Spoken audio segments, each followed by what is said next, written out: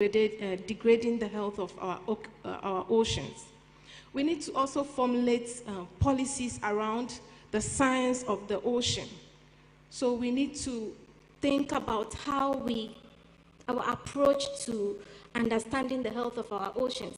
We are not doing that much as far as research is concerned. And so this is a critical area. We need to be able to find ways and means by which we can fund research, develop capacities, develop skills and technology to be able to study our oceans. Then we also need policies around behavior change. Believe you me, we are all connected to the ocean in one way or the other. But a lot of time when we talk about the ocean, it appears that it is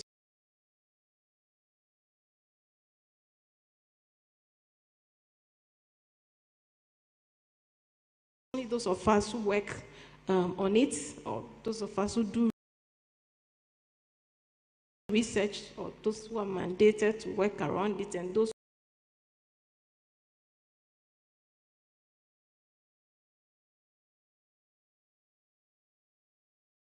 who live on the coast are the only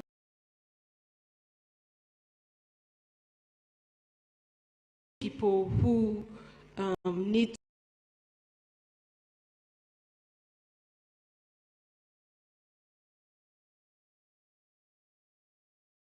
to pay attention to the ocean. But country, we all need to pay attention to the ocean. So these are the key areas that we need to be looking at. And then last but not the least, the resource itself, the fisheries. We need to formulate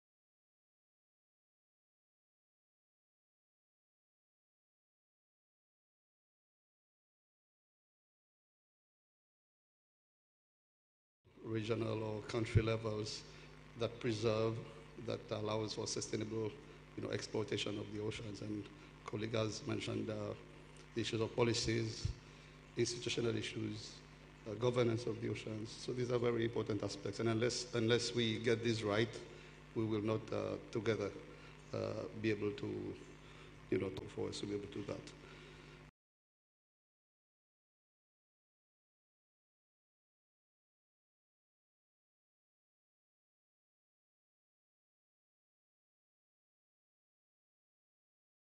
And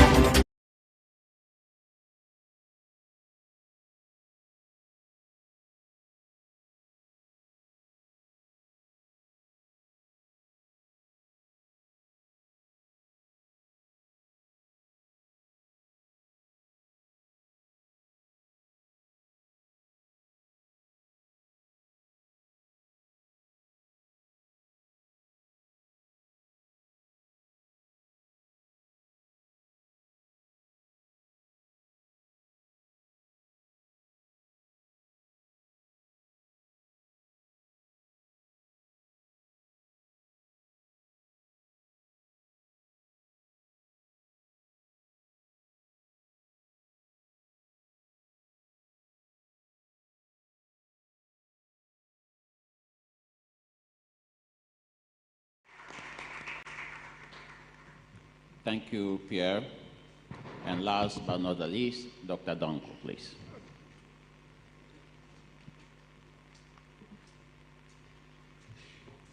Thank you very much. Let me start by putting my introduction into perspective.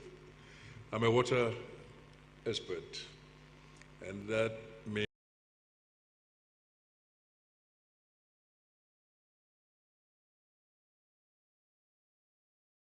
most of the time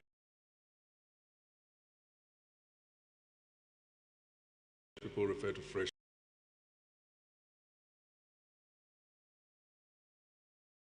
water.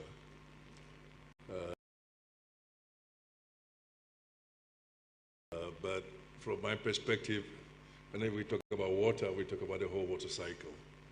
And it's from that perspective that I come in. I'll be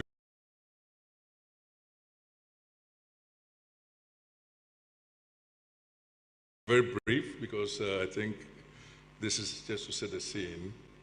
But there are two things I'd like to introduce in this discussion.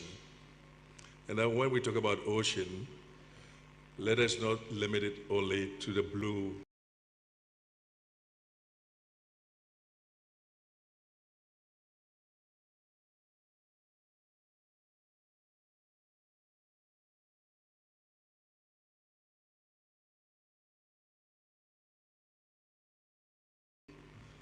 ocean, because whatever happens is the interface with the land, the coast becomes very vital. In fact, economical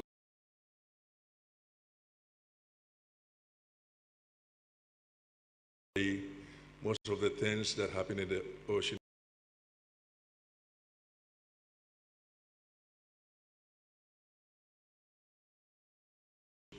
is meant to support activities on the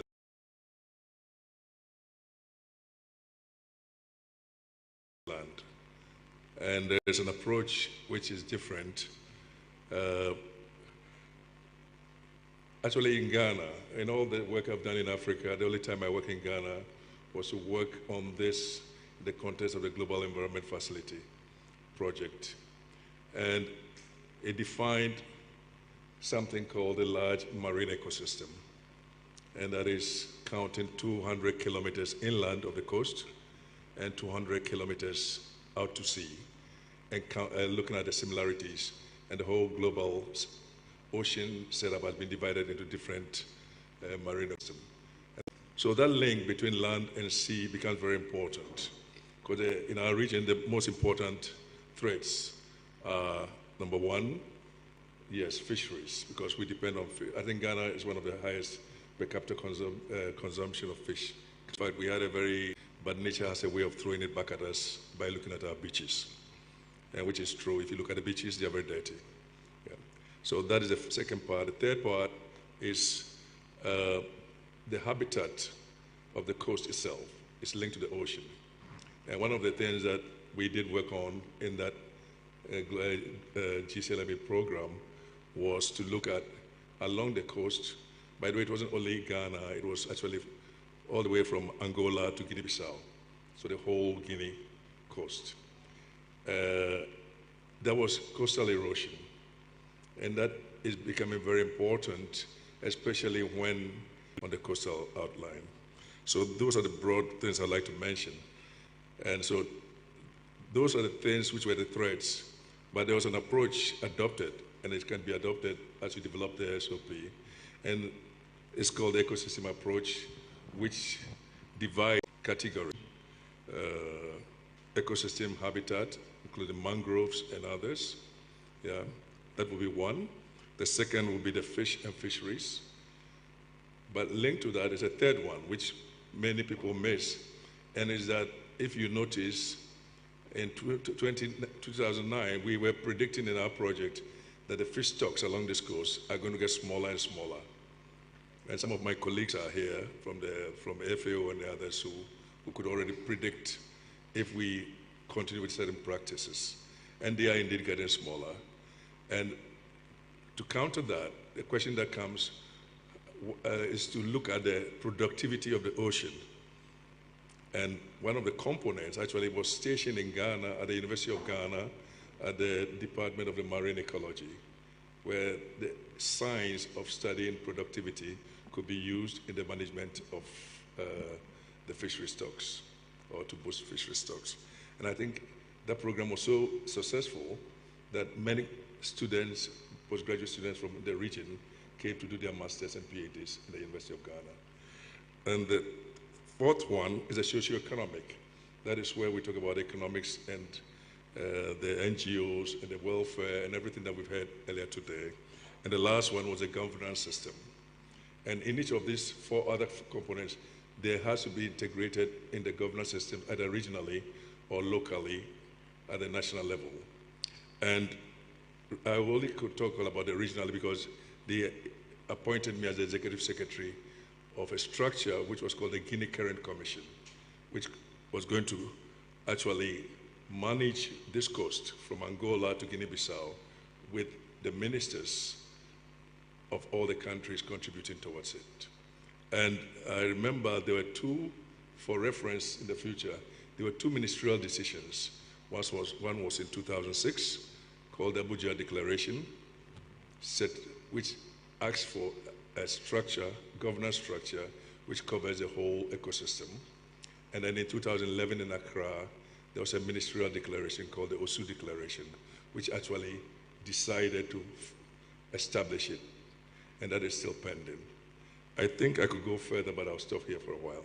But I wanted to put a perspective on how the discussion we could tackle it. Thank you. Thank you very much, Stephen. And surely not to leave out the private sector. Nanaya, please. Good afternoon, everyone. Thank you. Thank you for inviting Fidelity Bank to talk today. So people might wonder why a bank is here today, and we're here on three different levels. I think as individuals, we all should be concerned about what's happening in the ocean, right? So each and every one needs to have that concern. From a private sector perspective, businesses also need to be concerned about ocean health and how we are going to sustainably manage that. But going deeper from a financial institution perspective, we want to come to the table to have conversations around capital flows and how we spread the message around addressing ocean health. So from Fidelity Bank's perspective, when it comes to sustainability, we talk about financing change and also changing the way we finance. When I say financing change I think that resonates very, very easily with people, right? So we're talking about the capital flows that are going towards transformative and systemic change, which is required for this particular conversation. But I think we tend to forget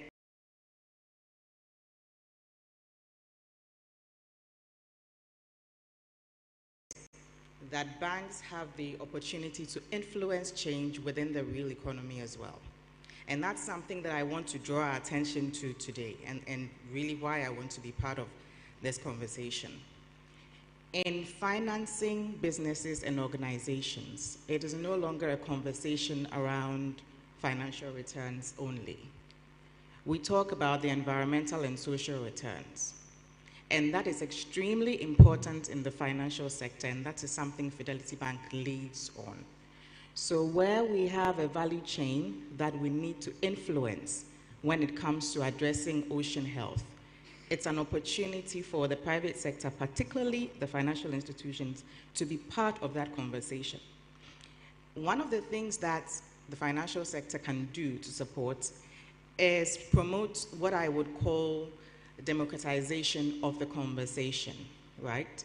So we sit here and we use, but the message really needs to go out there. And the banks and the financial institutions can provide that platform to move that along. I don't think that we would say we are the experts in the place, but we're very, very confident about where we sit in that systemic organization and our opportunities that we bring to the fore when it comes to spreading the message around environmental and social issues and ocean health in this particular instance. So earlier on today, we heard about the 3 Ps: protect, produce, and then prosper. And all of those are important to the financial industry, right? So us being here, it's a priority for us to have these conversations and to really delve into how the private sector can be participants in the conversation. We need to be at the table from the beginning and not as an afterthought, and not really provide innovative conversations that we're having. But from a financial sector perspective and a banking perspective, because we touch all parts of the real economy, and the real economy depends on the ocean, I think it's important that in any policy conversations, we are there at the beginning. And that's one thing I would really like us to take with us after the session today. It's a little blue planet that we live on, right? We all have to be concerned about it. Our livelihood depends on the ocean. And I think for too long, we have separated the conversations around nature-based solutions, biodiversity, climate change, ocean health.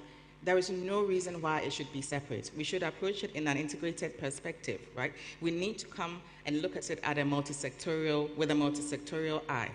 But having said that, that also draws and brings up issues around who do we as a private sector engage with? There are so many institutions who are part of this. By the nature of the problem and the nature of the solution, it requires a multi-sectorial approach. But that also makes it difficult for the private sector to be clear on who leads on this. Who do we engage, right? And that's something that I hope through our conversation this afternoon, we can tease out the solutions. But certainly, it's time for the banks, and particularly Fidelity Bank being here, as you can see, to be part of this conversation in addressing environmental and social concerns of the country and of the economy. Just to conclude, Fidelity Bank, we are the largest privately owned indigenous bank in the country. So these conversations are important to us as a Ghanaian bank. These are Ghanaian conversations located within the international discourse. So it's important that we are at the table, we participate fully, and we see how we can change the way we finance the long-term changes for ocean health, and also how we influence the conversations going forward. Thank you. Thank you, panelists, for your first bites on the topic. Nanaya called it a little blue planet. Stephen emphasize the fact that when we talk about water, we're not talking about only fresh water, but we're looking at the seas as well. And I call it a water world. We actually live in a water world. It is just because we stay on land for the most part that we think that what we call Earth is a solid place. It is not a terra firma. 90% of where we live is actually world. So it's actually water. So we live in a water world. And this is one of the things that we do emphasize within the space that I work. We have listened to our panelists. They brought different perspectives on the topic. And what we do is to use the next couple of minutes to drive the discussions deeper. Adam gave us some of the policy areas that will require interventions.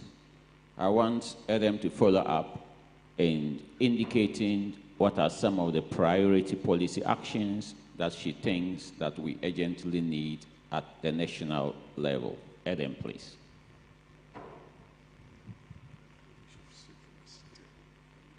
Thank you very much.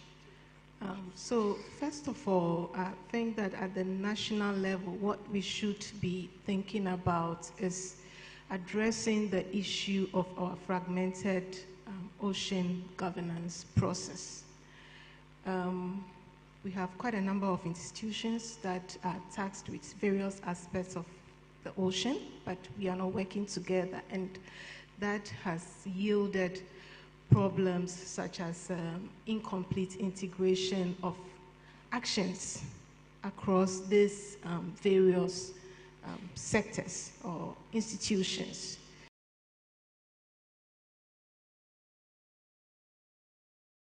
So that is our number one area that we need to prioritize.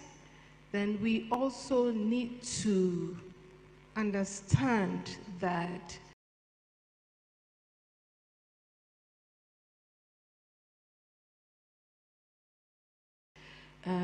the ocean as a resource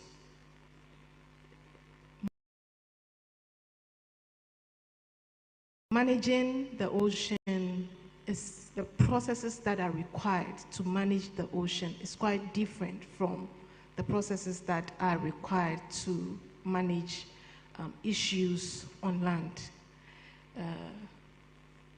Right issues are very different in the ocean. It is a very challenging environment to work within. And so when we have most of our policies around the ocean, centered around policies, general policies like environment. So we have ocean policies that are nested within broader policies. It's so difficult. It's like we are trying to fit the heart of, excuse me to say, a chicken on the head of an elephant.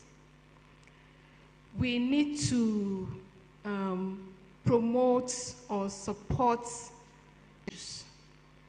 We need to also think about how we can work together. My colleague from the finance sector has just made her point. It is about time we start working together to address issues that institutions that have been mandated to implement ocean health. We cannot work alone. We need to work with institutions. We need to invest in the science of the ocean as a country. We need to work on that as well. Accessing the ocean has always been a challenge for researchers. I mean, we've been to conferences outside where we talk among ourselves as researchers from Africa, and we call ourselves coastal researchers because of our inabilities to be able to access the ocean in terms of infrastructure, in terms of skills and technology. Data management is an area that we need to also look at critically. We don't share data among ourselves. We need to promote open access. We need to promotes best data management practices, such as our ability to be able to easily find and locate data, access data, be able to reuse the data for other purposes. So these are just a few of the areas that I would want to talk about. I follow up the conversation with Stephen, and Stephen, you were talking about the land, some of the land breaking activities or work that was done within the Guinea Current Large Marine Ecosystem Project. Looking back at the work that you did a couple of years ago, I want to find out, in terms of using that work to improve our ocean health and to make sure that our ecosystem is vibrant and able to deliver results, what do you think worked in some of the things that you do at the national level, and what is it that didn't work? And where is it that we are still supposed to fix? I hope this is working. Otherwise, you have this. Okay, thank you. Now, I think if you ask me what could we learn to apply to the current situation, where there's been convergence, even at the global level, to SDGs, then the first thing I would like to mention, and I was joking with one of my colleagues here today, was to look at something that is already there but has never been formalized, and that's an interministerial coordinating structure, which will bring the same parties, and I see that it's even broader now than before, because at that time we were looking only at the ecological and global ocean health and coastal health, and the security part was left out. So in fact, we were making efforts to contact the Gulf of Guinea Commission, which is based in Angola, to break that gap, because it is tied. But I see the military, the Navy, they should all be part of such an interministerial committee. And that is the only structure, because there's a danger that if we choose a project approach, we'll end up creating multiple structures which duplicate what existing structures do. And that is something, what the first policy advice I would give, that use the existing structures, and those who were part of it, like Dr. Fiati from MEST, has all the information. They know also how tough it was to get it done.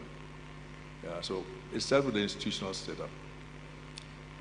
Don't create any new ones until you have searched and strengthened the old ones. The second thing that I'll look about is, don't start any new research work until you have checked out what has already been done. Because, for example, in this region, we had 3 research activity centers, or 4. One for productivity was the University of Ghana, and I know that team they just picked up and added satellite imageries, and they've done a lot of good work, irrespective of the project. Yeah. There was a second center in the Niger Delta area, Akwa Ibom, I think, which has been still working on pollution and oil spills, and some of the things that we use, the shipping industry will learn from there. The third one was, these were all things that I believe if we look in the records, we can find and apply to the national level. And then the third one was on climate change. It was based in Gabon.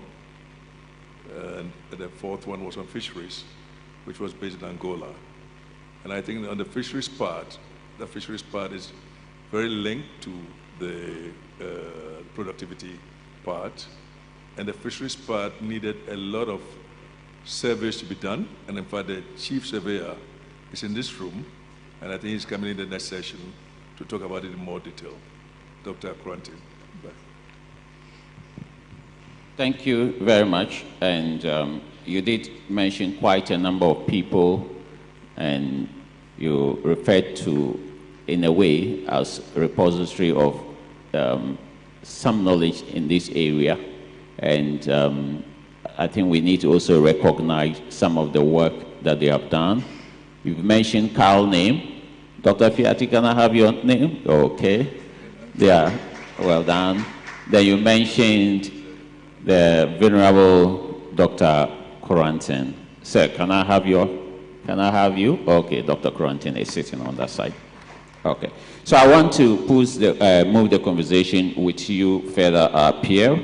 And we're talking about financing. Financing happens at the national level. Financing happens at the broader global level. And this is where World Bank comes in, connecting development with financing. What are some of the motivations for World Bank in financing future projects that drive our ocean health? Yeah, thank you again. Look, financing really is at the heart of getting things done. Whether we say always money is not important, but without resources we cannot do anything. And I mentioned a few areas where we're putting the funds and you know, to make the impact there. But at the same time, World Bank financing is one. So that's why I say partnerships are important. Because, for instance, Madam talked about private sector, which I should have mentioned earlier. Okay, CSOs may not have a lot of money, but you know, the blue economy provides huge opportunities for the private sector, for institutions. I mean, ourselves, we have the IFC, who we are talking to.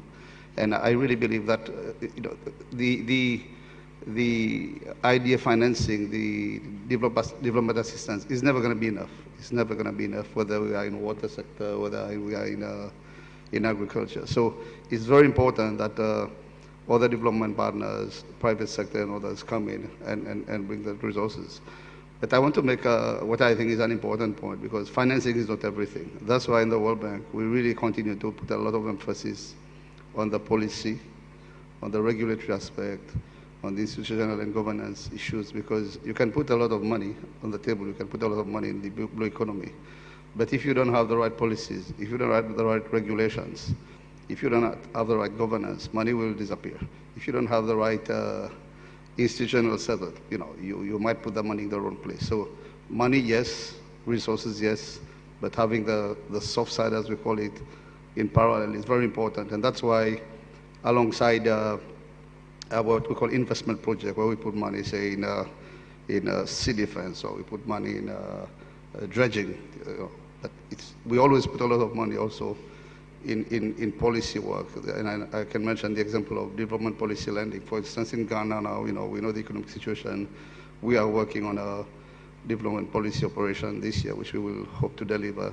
And one of the pillars of this development policy operation is going to be sustainability and resilience, and not just economic and social resilience, but climate resilience. And this comes about the ocean. So we're going to look at certain policies in Ghana. Are these policies up to date? How can the World Bank bring the knowledge that we have to update your policies, to look at your frameworks and see how we can put these frameworks in place? Because without the adequate frameworks, you may take the wrong policies, you may take the wrong institutional path. So for us, money is important, but it's not everything.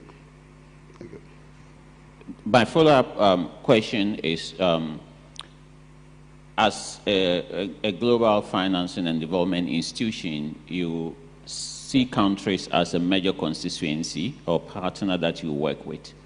But in talking about the broader approach to our oceans, the ecosystems, we go beyond countries to communities. So how do you build communities into some of the financing that you do and the support that you give, for example, to Ghana in driving ocean health, but also making sure that communities benefit from those interventions you make?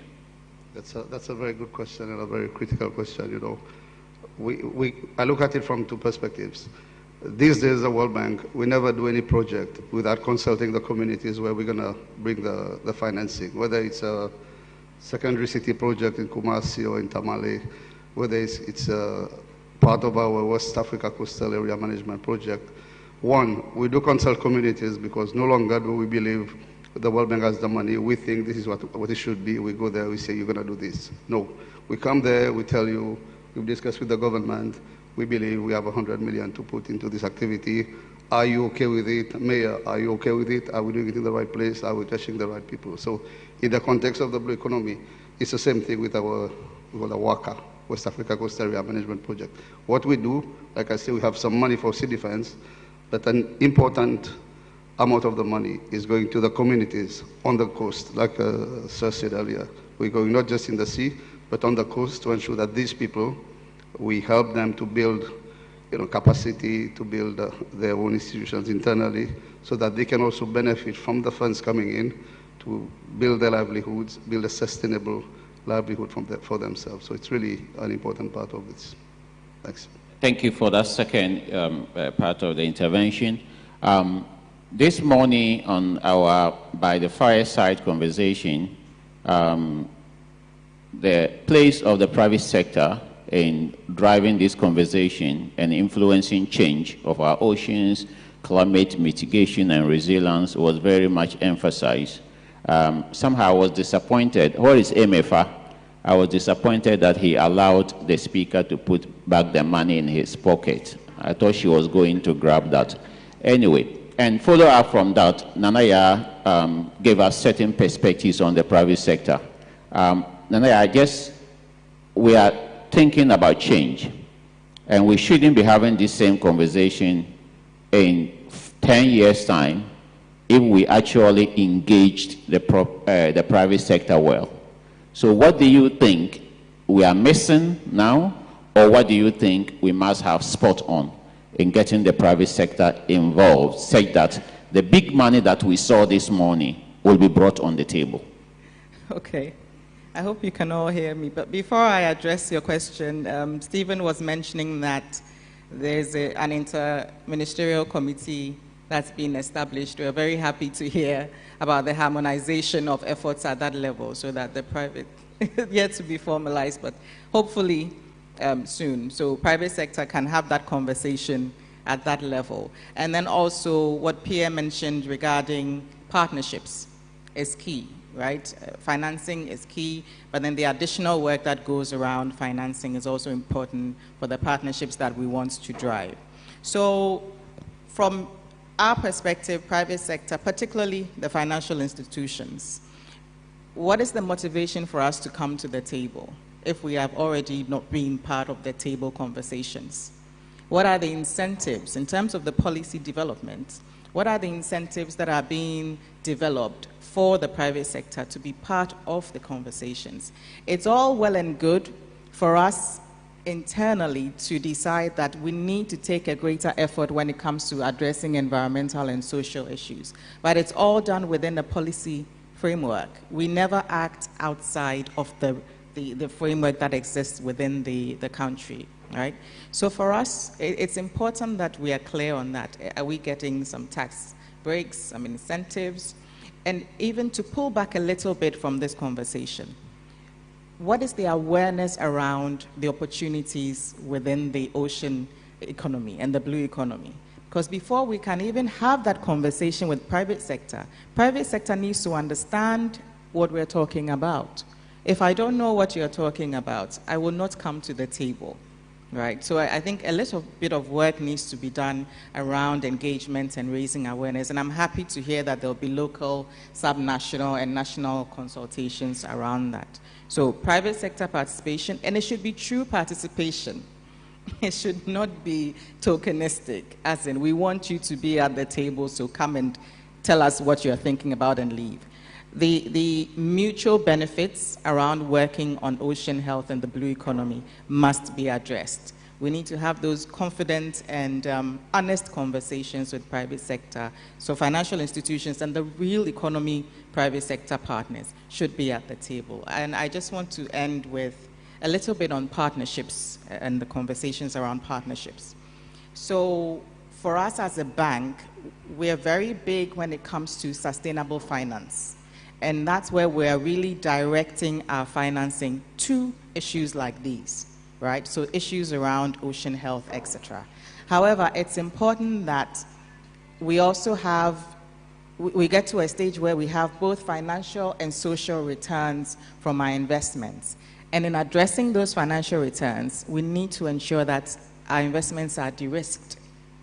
And that de-risking comes in when, say, we have grants, possibly from, say, the World Bank, which we blend with our commercial finance, and we use it to finance and fund these kinds of projects. So whatever bankable projects that come to our table, where we are sure that the long-term impacts will be delivered, there's the institutional capacity to ensure sustainability of the impact and the work that's been done, mixed with innovative blended financing, can go a long way to support what you're doing. I know you didn't ask me about that, but I just thought it was important that we have that conversation as we think about the policy that we're developing. Okay, then I certainly ask an angle to that as well.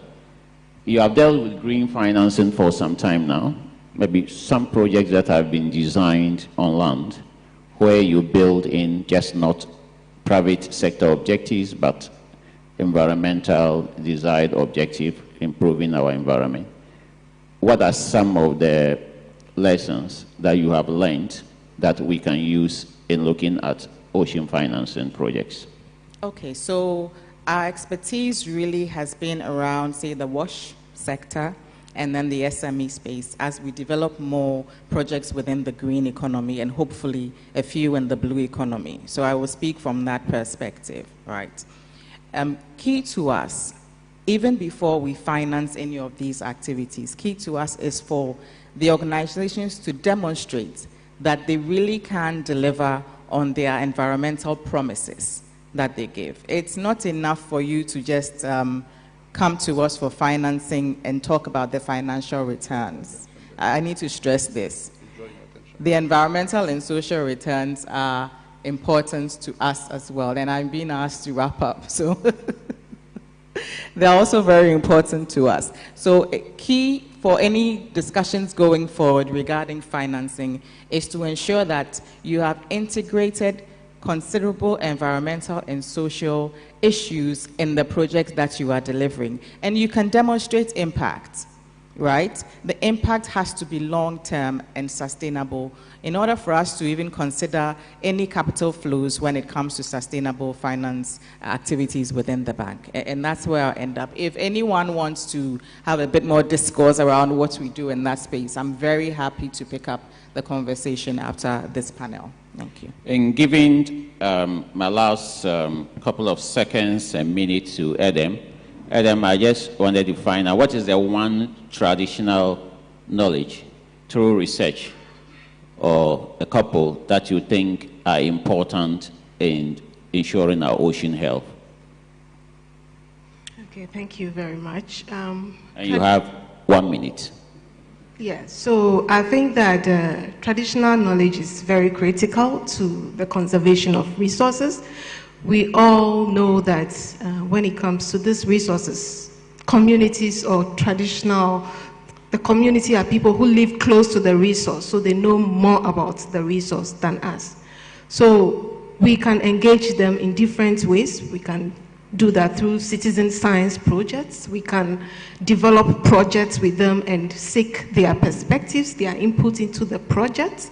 We can give them full control over the resource, but then support them with the necessary logistics and also provide them with alternative livelihood supports, because you are asking them to basically become watchmen over resources that they can actually benefit from. Thank you. Thank you very much. Our panel has been Adam, Pierre, Stephen, and Nanaya. A round of applause for them. You call me Kamal. I'm a retired captain of the Ghana Navy, and I was the captain for the ship. Thank you. Mr. Moderator, you have 10 minutes more for engagement with your audience. 10 minutes more, 2 questions, 2 suggestions. Oh, for our audience? Yes, please. I remain the captain, so I haven't abandoned. Can I pick a question from one of our audience? Okay, I've recognized 2 hands, and I'll keep, 4 hands are up. Okay, what I do is that I'll admit the 4, no one more. I start with the lady at the back. Yes, the lady at the back, to the second segment. Yeah, your hand is still up.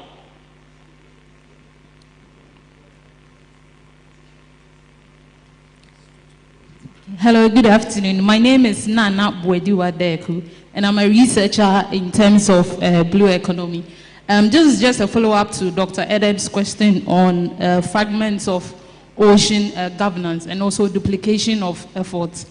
I think the World Bank funded Africa Center of Excellence in Coastal Resilience within the hub, and I've been informed that they are doing well in terms of their research contribution to the blue economy and ocean governance. They have trained about 150 PhD students and also undergraduates and also postgraduates who are contributing immensely within the region. As various traditional universities, how are we collaborating to ensure that we don't have duplication of efforts? Because what probably University of Cape Coast or the Center of Excellence is doing, or the World Bank has funded them to do the same research, probably a student in Legon is also undertaking that same kind of research. Thank you, and I'll keep that question for Edem.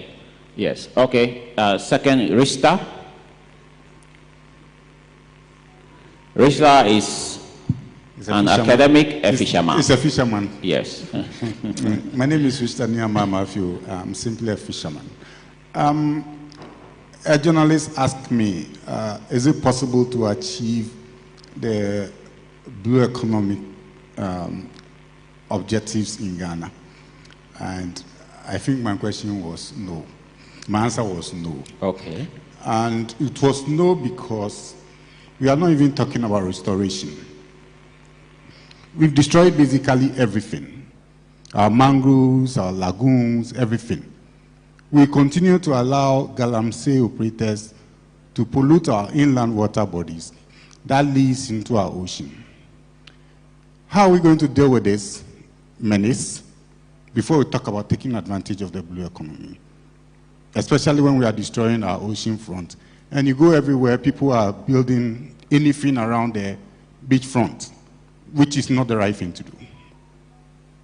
Okay, so the question is, how are we going to achieve this when you think currently we are not moving in the direction of achieving those results?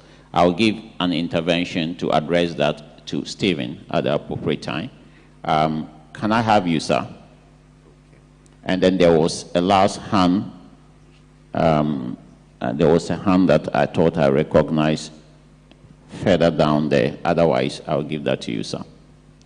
Yes. Thank you very much. My name is Felix Luga from the Ministry of Gender, Children and Social Protection. Just also to say that as we speak about the issue, the closeness to my interest area when it comes to safety net was environmental and social. But then the social side, mostly the intention as to where the mainstream on gender and then the livelihood becomes an issue. And so you realize that the projects that the Ministry of Gender runs along the coast when it comes to alternative livelihood in terms of safety net programs, much of it is not being emphasized because the resources do not look at that side. But I want to say is that yes, as much as we are saying that we want to begin with it, then at the initial stage, let's consider the safeguard, the case management, then the alternative to the livelihood to move with. If not, the resources, as Dr. Ede said, will not be preserved as much. You bring the resources, but we'll use it again into other things, and then what the main goal is not. So I also want to put this on the forefront that as we push up, let's get that side also as one pillar to move with. Because gender issues, safety issues, livelihood issues, most especially for the vulnerable who work along the coastal, is very key. Thank you. Okay, thank you. Yeah, while safeguards perhaps is always a challenging thing, the World Bank always puts safeguards as a major part of its intervention. So when we come to that, I'll give a few seconds to Pierre to see whether he wants to say something on safeguards further. Finally, please, the last question. Yeah, you can just sit and ask. Yeah. Thank you, sir. My name is Augustine Yao Banye from Agency for Health and Food Security. Okay. My question is, we are talking about sustainable policy. sustaining something is generational. How are you going to include basic and secondary cycle that they will understand when they take over? Thank you. Okay.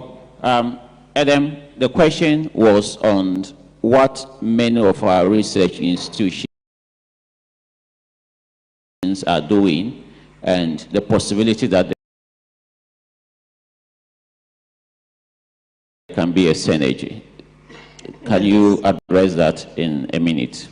Yes, duplication of research efforts is a problem. It's a global problem. It has logistical implications. And so this is where the world is going on, co-design.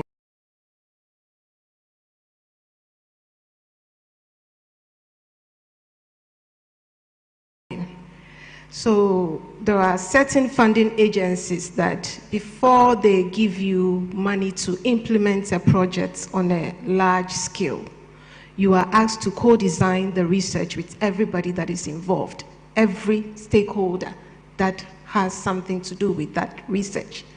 By doing that process, or by going through that process, we are able to, so the key is extensive stakeholder engagement, but also we also need to start thinking about doing a countrywide auditing of projects that our various research institutions have embarked on. Thank you. Yeah, thank you. Yeah, Pierre, while that question on safety net was not directly about World Bank, yeah, but I know that safety net is something, and safeguards is something that you build into your project as you deal with countries.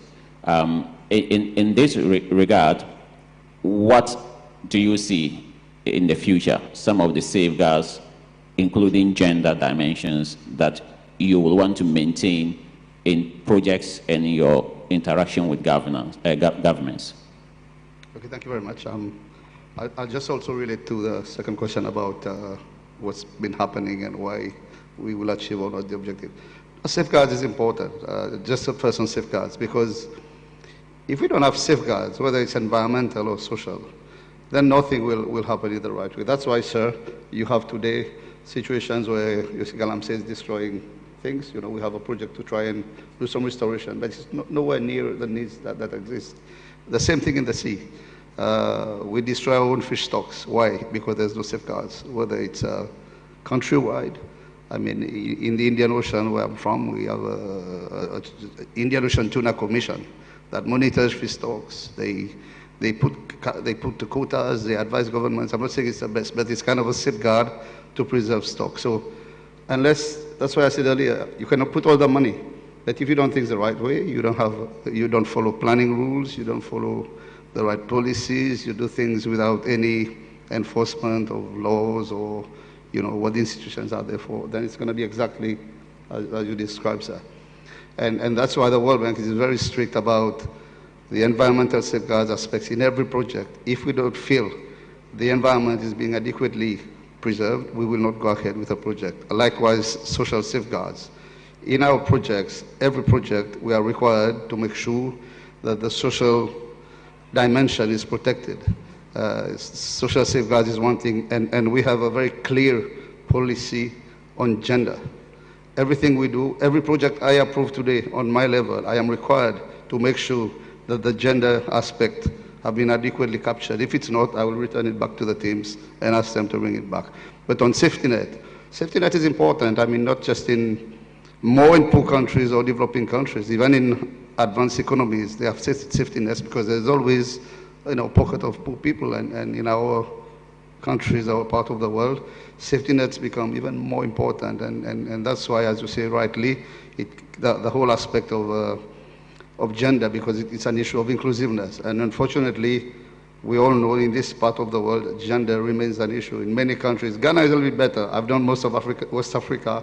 Many places you go in an office, you see 20 men, maybe one woman. You see 30 men, you find 3 women, and you ask, sometimes I joke, but Where are the ladies, you know? And it's a problem that goes back because of the issue about inclusiveness and the girls in schools and stuff like that. So I won't be long, but I'm just saying it's really critically important. Yeah, thank you. As the captain of this ship, I have ensured that the gender dimension has been met. Congratulations. It's 100-100. So the question from Rista was looking at the way our coastal front is looking and the fact that he thinks that presents the greatest challenges for us at achieving some of the things we are talking about here. Where is one or two single areas of hope that you can give us? If I understood it right, looking at the current situation, I think that is one of the modules of the ecosystem approach on the pollution and the ecosystem habitat restoration. Apart from the most popular ones everybody's talking about rivers, bringing mercury and others to the sea, I think even in 15 years ago, along this coast, there were specific examples that we used. One example, which I used to drive physically along the coast all the way to Lagos from here, just to see what's going on. And it was also good to stop places like Kribi to find the size of the fish. And I think Dr. Kranti will tell you it's shrinking. Yeah, and we predicted it. But with the pollution, one of the good examples was in Lome. Just after Lome, there was a phosphate factory, which was very important economically for the Togolese economy. And actually, they were dumping all the waste into the sea directly. Through the efforts of this project or program and a lot of consultations with the company and the Togolese government, that was reduced drastically. And some of the waste was recycled and used for making bricks for building. And I think there are many others, either within this course or the other LMAs. If he needs more information, I can dig them up. There are many case studies. Now, finally, given this last thread of conversation we have had, in your 1-minute intervention, what do you want to highlight further, if any? All right, thank you. So for me, as I've been saying, transformation, systemic change, private sector needs to be key to the conversation, but even more than that, the financial institutions need to be key because we can influence change through the capital flows that we direct and also through the way that we finance the real economy. So we're asking for a seat at the table, really, for true participation in developing these policies, etc. Just to address the gentleman's question as well around intergenerational and intragenerational information and discourse around this. As I was speaking, I was saying it's important that we democratize this information. It's all well and good that at a certain level we understand it, but we need to bring it down through the pipelines to the younger generation. And I'm hoping that the policies that are being developed will have part of that as behavior change. I think Dr. Eden mentioned that. And also raising awareness and teaching the younger ones around the blue economy in the larger sphere of environmental issues that need to be discussed. Captain, if I can just add a word. Yes, so still in relation to the gentleman's question, this is a very sensitive area. You realize that Ghana's land border is actually smaller than the Ghana's sea boundaries. So we have more land, if I may call it, or space at sea than on land. But ocean science is totally missing in our curricula. So a lot of us only get to know about the ocean when we get to the university or at the tertiary level. So as we are discussing these issues, I would want us to also think about that, incorporating ocean science in our curriculum. Thank you. Thank you very much. Working within the space of the Navy, but also with academia and research for the past 20 years, I've seen progress, and I think that today represents another landmark in our progress as we chart our course towards ensuring that we have sustainable ocean economy. Another round of applause for our panelists. Ladies and gentlemen, let's applaud our panelists and our efficient moderator.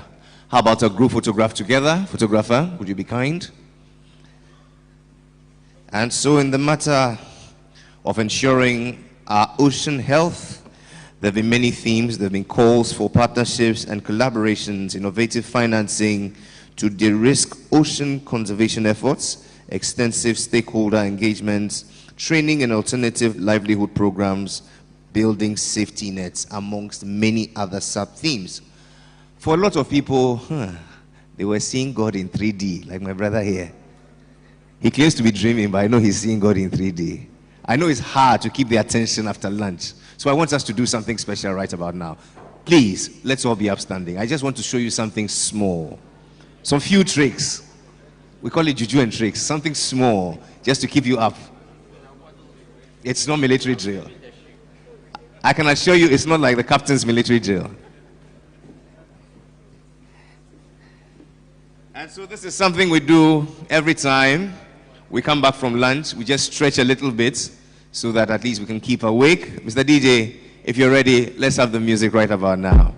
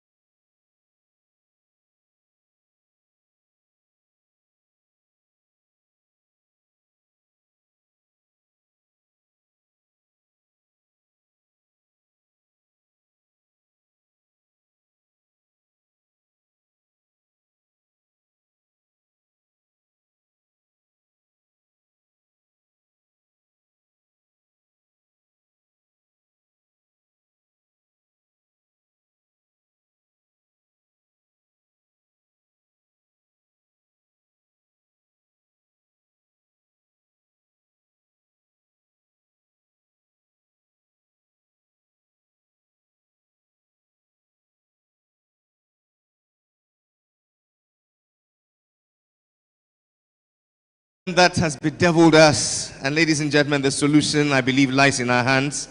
It's about plastic waste. For the next panel, ladies and gentlemen, it's my pleasure to invite the moderator, Mr. Stephen Kansuk. He's the team leader for environment and climate change at UNDP. Please make him welcome, Stephen Kansuk. He's joined by a very esteemed panel. The Honorable Cecilia Abnadapa is the Minister for Sanitation and Water Resources. A round of applause for the Honorable Minister. We're joined by the Managing Director of Voltic Ghana, Madame Flora Jika. Please make welcome Dr. Christine Asare, Deputy Executive Director, Operations, Environmental Protection Agency. And last but certainly not the least, the Managing Director, Jekora Ventures, Mr. Emmanuel B. Nati Tokoli. A round of applause.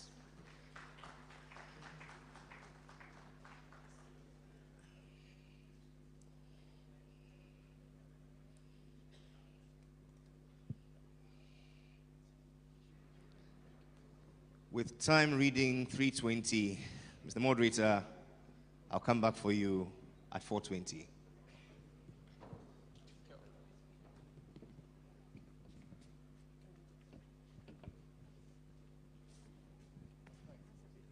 Thank you very much, Jerry.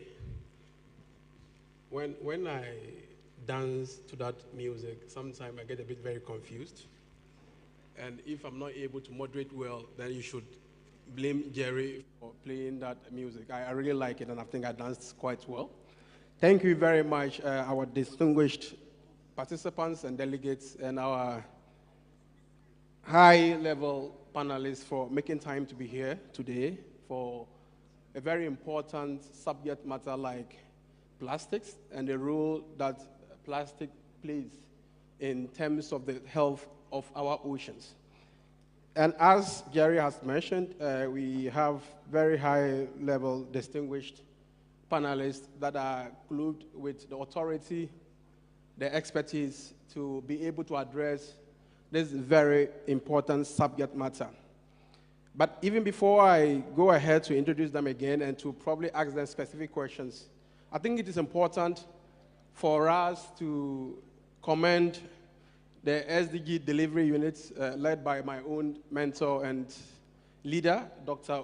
Owusu Uchen, for such a very excellent organization of this very important summit. I think he needs and deserves to be commended for that effort. But also, I mean, right even from the beginning of the high-level opening remarks, it was very clear that our oceans are under serious threats. No two ways about that. And there were several figures and numbers that have indeed demonstrated that our oceans are under serious threat. And as you would have probably heard from all the discussions, all those opening remarks, we were told that over 300 million tons of plastic waste are generated globally every year, and close to about 40 million of it gets into our oceans. But if you even come back to Ghana itself, we generate close to about 0.84 million tons of plastics annually. And about 23%, which is around 250,000 tons of it, gets to our oceans. That is quite very worrying. And from the speech of Dr. Owusu, it was also very clear that quite a lot of our people depend on our oceans for their livelihoods. Close to about 2.5 million or 3 million of our own people, all of us, depend on our oceans for our livelihood, for our jobs, and for other things. So it therefore suggests that if we do not take care, the issues of unemployment would get back to us in a manner that we would not like it. So if we attempt to address the challenges that are actually confronting the health of our oceans, we will be making a great way to addressing the ocean health threats as the title or the theme of this summit suggests.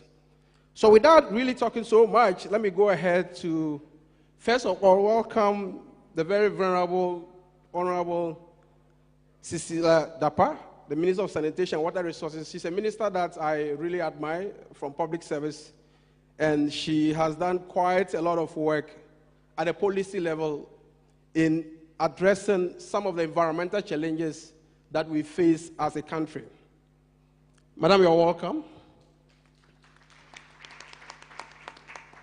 It was also very clear that we cannot address this very important topic without having multifaceted approach. That suggests to me also that we need to have several partners from the private sector, from the civil society, and from government to be able to address this very important subject matter. It is for that reason that we have with us here again Ms. Flora Jika, the MD for Voltic Ghana. Madam, you're welcome. And we have spoken quite a lot of regulations. And even the Ocean Governance Study came out very clearly the role that some of our regulatory agencies can play in terms of protecting the health of our oceans. And one very critical institution that was mentioned was the Environmental Protection Agency, an agency that we closely work with in addressing our environmental challenges in the country. And I'm very happy to introduce to you my very senior colleague at the bar, doesn't joke with that, and also a doctor, Dr. Christine Asare, the Deputy Executive Director of the Environmental Protection Agency. Madam, thank you. There is also another very important, yes, we generate, I've introduced the vaulting already. When we generate it, somebody else would have to help us to manage it, the Waste Management Services Company. And we were very careful in terms of also the selection of the institutions that would represent us this afternoon. And with us here is Mr. Emmanuel Nati, the Managing Director of Jacora Ventures. Sir, you're welcome. This is one of the most gender-balanced panel that we can talk about, and I think we deserve a bit of commendation for that. So I will just go straight to our very honorable minister, Cecilia Dapaah, to probably, as part of your introductory remarks, to indicate to us or tell us the practical interventions that, as your ministry, working with several other government ministries, from the Ministry of Environment, Science, Technology, Innovations, the Environmental Protection Agency, and all other allied ministries, to address this very important subject of plastics. I know quite a lot of work was done around the development of the plastic management policy and other allied policies and strategies of the government. So I would like you to tell us the key intervention areas that government is doing over the years and plans to do, and some of the critical challenges that government itself is confronted with this issue, and potential areas that you will want to see for more collaboration from any of the institutions that you think will be very critical in addressing this issue. Madam, go ahead. Thank you very much. Good afternoon. Nana, good afternoon. Colleague, stakeholders in the protection of the ocean. I will say that my ministry is very privileged to be here, to share what we have, and to learn also from our various experts as to the way forward. I'm happy a recycler is here, who is an engineer as well in the waste management space. To go directly to give these introductory remarks, I think for a point of information, I want to put it forward that indeed the plastic policy for Ghana, the national plastic policy, is in the bosom of the Ministry of Environment, Science, Technology, and Innovation. And I'll stress the innovation because of the added value that we envision to put on the plastics. We all know that plastics or plastic on its own or on their own is not a bad thing, but it's the way we have failed to appreciate the harm that it can do to the environment, and most importantly, for our theme today, the ocean. With the plastics that get into our water bodies and the oceans, I think some of them are self-inflicted, some are from our nation, from our neighborhoods, from our communities, but most importantly, we also have the global problem of plastics that move around the oceans. As the waves toss and move, they move with the plastics. So that is also an area that we should look at. But as the saying goes, you should concern yourself with your own. Because as we clear, others will come in. But if we manage to treat and recycle what we generate on land, I think ours will not flow back into our oceans to cause problems for us. One key point in the plastic policy, or one key challenge, was tossing the idea of whether to ban plastics or not. And the decision was not to ban, but to find ways and means of collecting, managing, recycling where possible, and also to make sure we keep a tap on what to import and what not to import. And I'm happy there's a rep from EPA. I would have loved to have a rep from the Ministry of Environment to also shed some light on the operationalization of the policy. With regard to my ministry, to be specific, I think it's all part of our policies to manage our waste. If you look at the pie chart we have, our waste mainly is organic. 62% is organic. Per the data I have in the ministry, only 17% of our waste is plastic. Or plastics form 17% of the waste. We annually generate 7.2 million tons of waste nationally. And as I said, and to repeat, 17% is plastics. What do we do with this 17%? We have the PET bottle types. We have these bottles that Baltic and other producers use. We also have these sachet water that people use. We also have packaging in these, and we also have these colored plastics. They all form part of the plastics that we are faced with. And we will call it a menace when we do not collect effectively, when we do not treat or recycle effectively. Then it becomes a chunk and a bother to all of us. And like I said, it's not at the national level only that we need to tackle this issue. It should start from the local communities. And there was a statement once by the UN, it was the theme for a UN celebration. And it said, local solutions to local problems. I believe when we decentralize all these things to the local level, we can effectively manage it. We are clamoring to have recycling plants or mini plants in every assembly. I think we've discussed, he used to be the dean of the assemblymen and women, of the MCs, etc.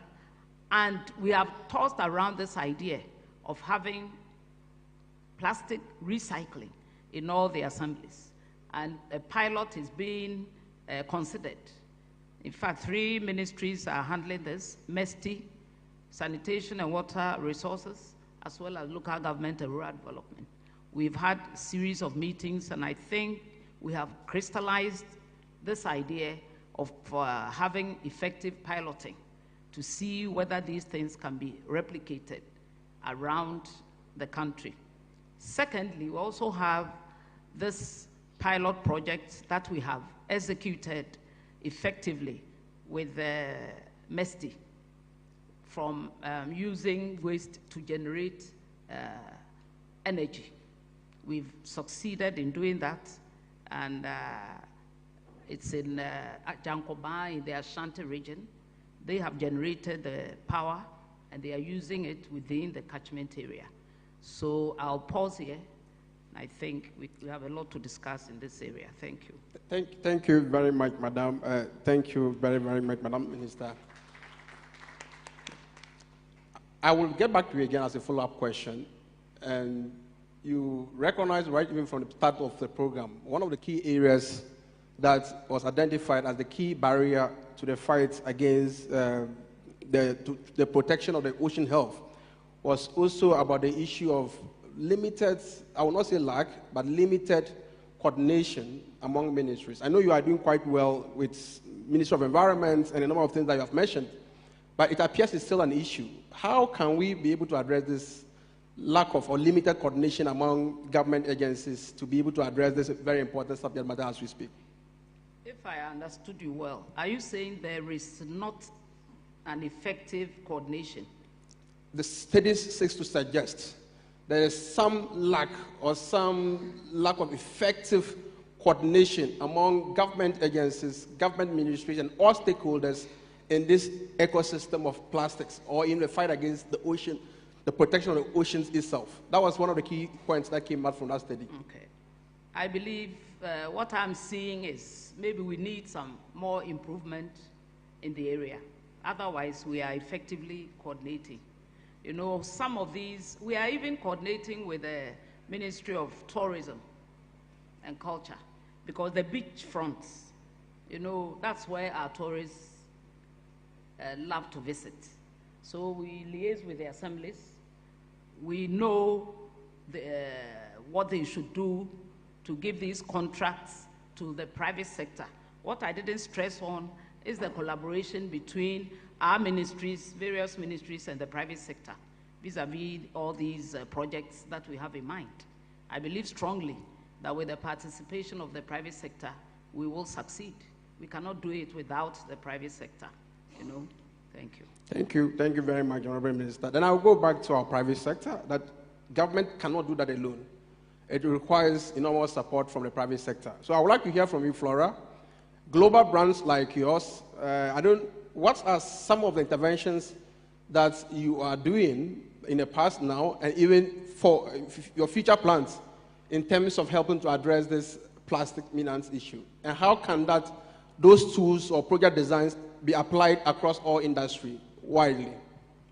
Thank you. Good afternoon, colleagues.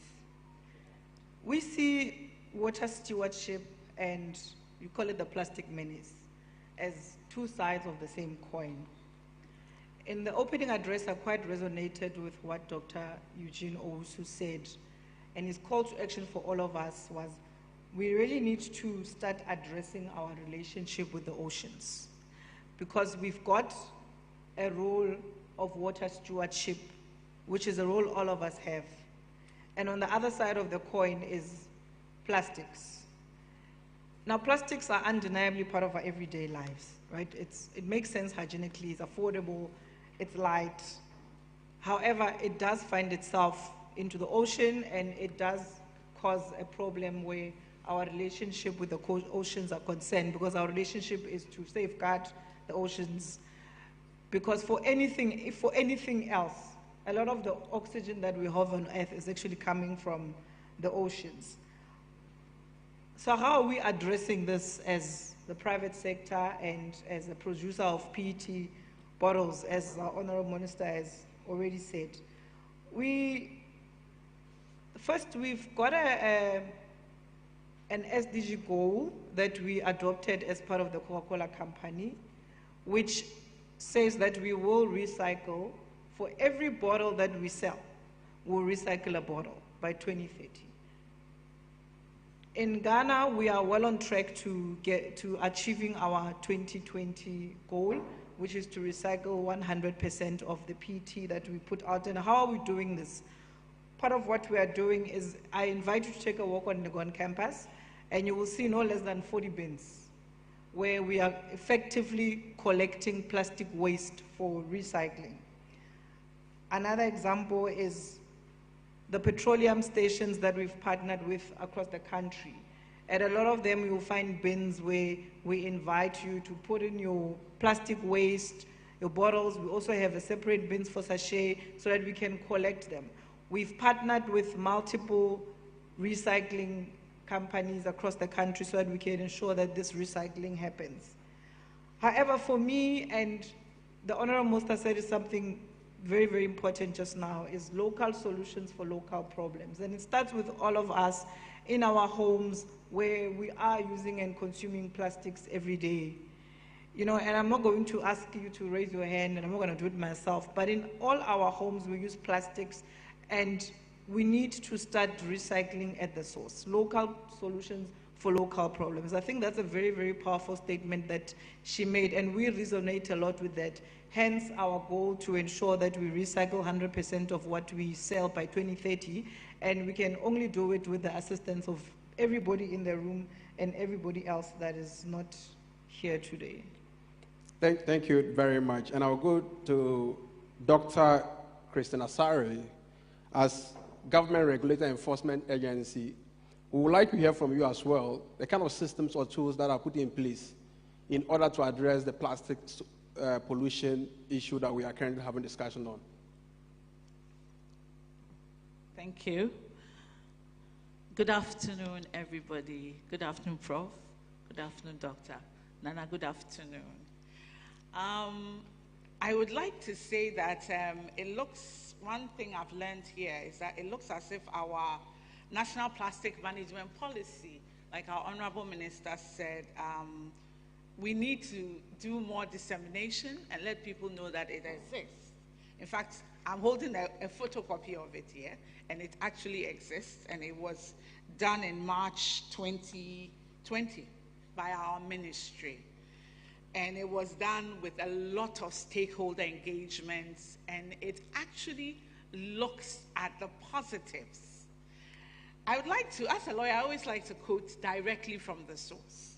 I would like to start by saying that in this plastic management policy, it states that 82% of the plastics that we use in Ghana can be recycled.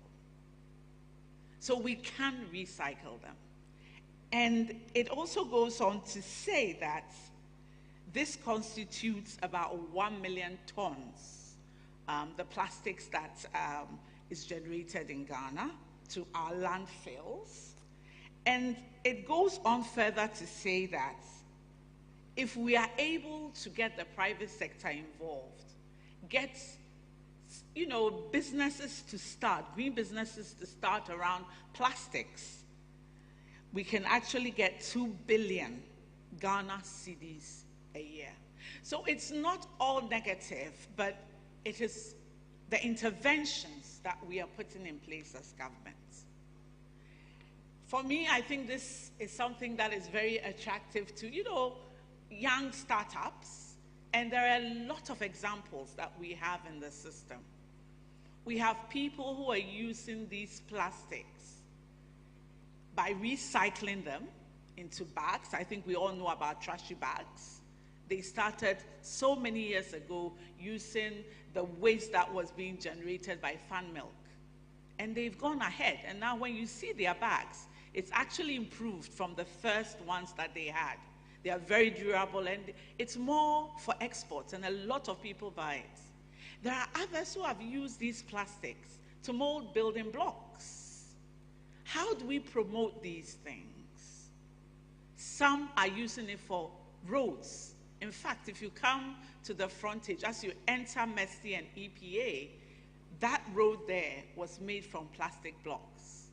We wanted to find out how durable it was, so we gave him a contract. And it's still very good. I think it's about 6-7 years now. It's still very good.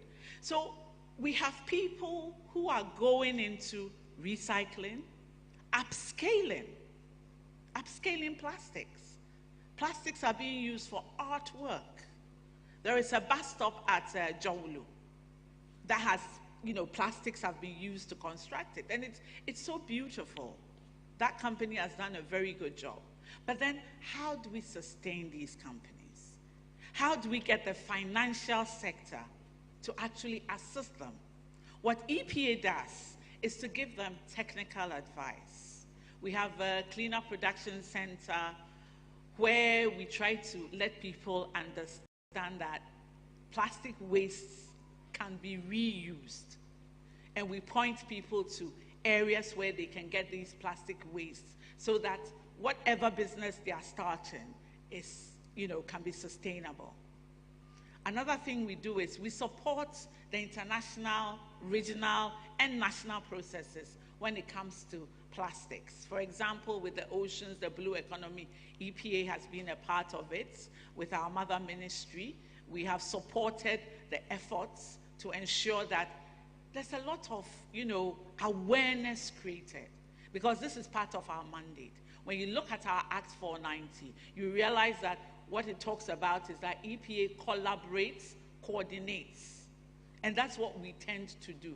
So we have a lot of intersectorial activities with our different stakeholders, that's the NGOs. For example, World Environment Day is coming on the 5th, and what we are doing is that we are partnering with schools, and we are partnering with an NGO. I see Malik here.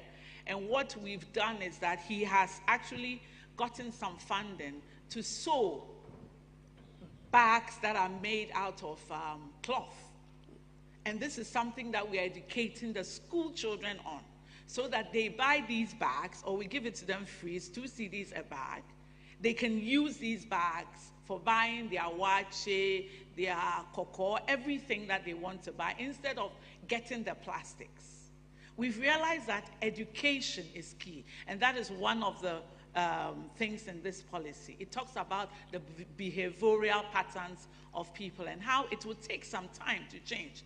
What we are doing is environmental education.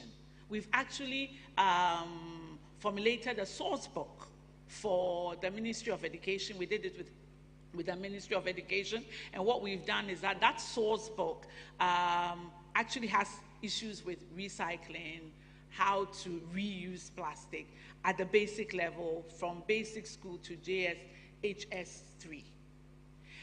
And so these are some of the ways that we are looking to sort of assist the Ghanaian populace to understand that there is really, it's not about banning single-use plastics when people don't understand it. Because I remember the example of Kenya, where they've banned single-use plastics. But then when you go to the rural areas, they are still using it.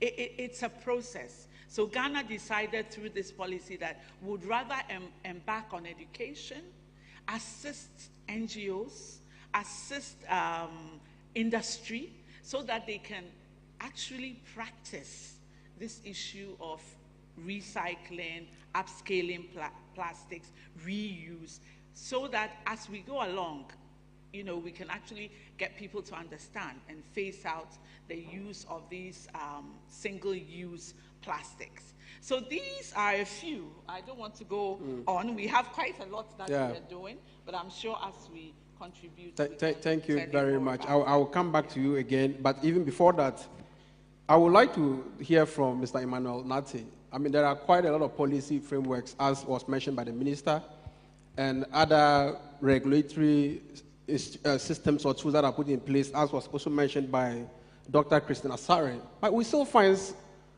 the plastics get into our oceans. And as I indicated earlier, about 250,000 tons gets into our oceans. Why is it the case? Are you able to tell us in your work, what are some of the experiences? What is it that you are doing to be able to address this issue, and some of the challenges that you face as a private sector in the waste management sector? Mr. Emmanuel. Thank you. Good afternoon, everyone, and to the distinguished panelists. Today we are discussing the plastic menace, an existential threat to the oceans, and the role of the private sector in it. It has come up that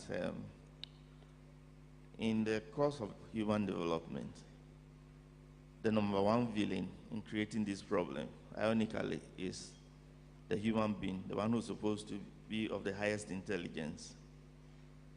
And in the course of developing economically, we have concentrated on the extractive industry, production, distribution, and consumption, without paying particular attention to the byproducts, what is left, which nobody values, and then we claim to be waste. In Ghana here, and as a private sector player trying to make money, because in the private sector we would want at the end of the day to make some profit. We are working within the existing policy regulatory framework through the National Environmental Sanitation Policy, which opens a window for the private sector to also bring to bear private capital, experience, skills, and work, and make some profit. Now, the form of relationship that the private sector has with the state agencies is through public-private partnerships. And then our mode of funding is based on the polluter pays principle. We have concession areas that have been assigned for the private sector to operate. And within the terms and conditions of agreement, we have clauses that and join us to bring to bear innovation into the space. There are challenges, the major ones being the distances to the landfill site, the cost of investment that goes into it, the compliance, the enforcement of bylaws, awareness. I mentioned that out of ignorance, we say waste has no value. Now, in order to survive, if we should depend only on looking at the color of the money at the end of the day, without factoring into what we do, the environmental cost, then the sustainability issues, adding value and innovation on our own, there's not going to be any success at all. Now, at Jekora Ventures, we are known for our pioneering role in waste segregation at source as a way of building resilience into waste valorization. That open-ended system where we have waste coming in, that also gives the opportunity to close the loop and create circularity. Now, waste segregation at source, we think is a sine qua non, so that we can supply quality feedstock to already existing companies, large companies within the plastic industry. If we are looking at creating a sustainable business, then it means the products that should come out must compete favorably and be regulated by economic market forces, supply, demand, underpinned by pricing.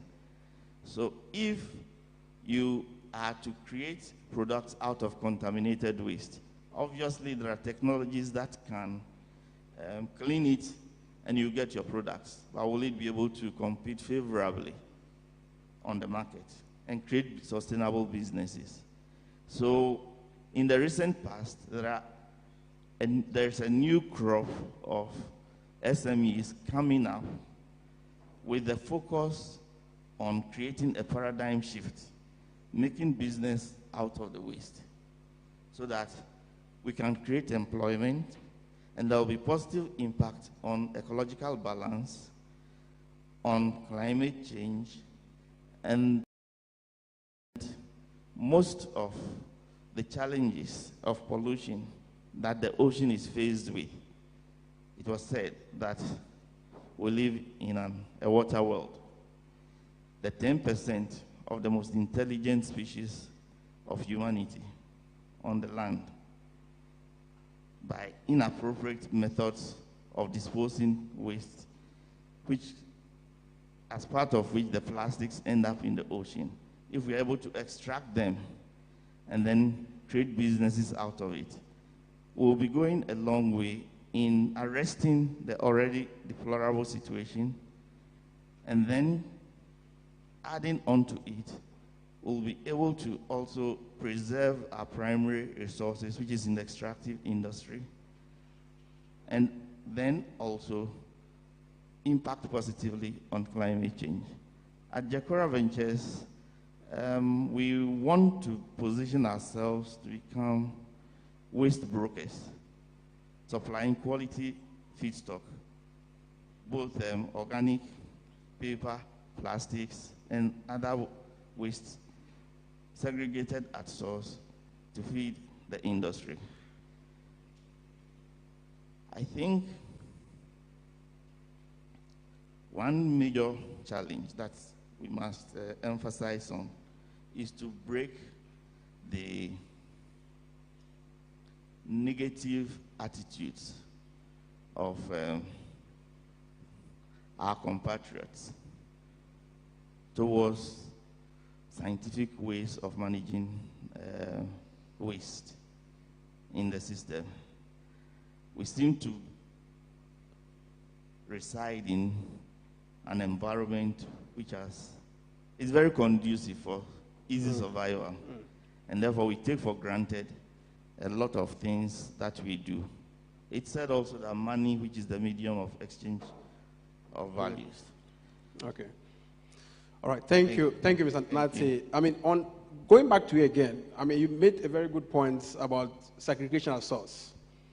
And even before coming here, I had to interact with a number of people to really be able to understand the specific questions I need to ask the waste management services companies.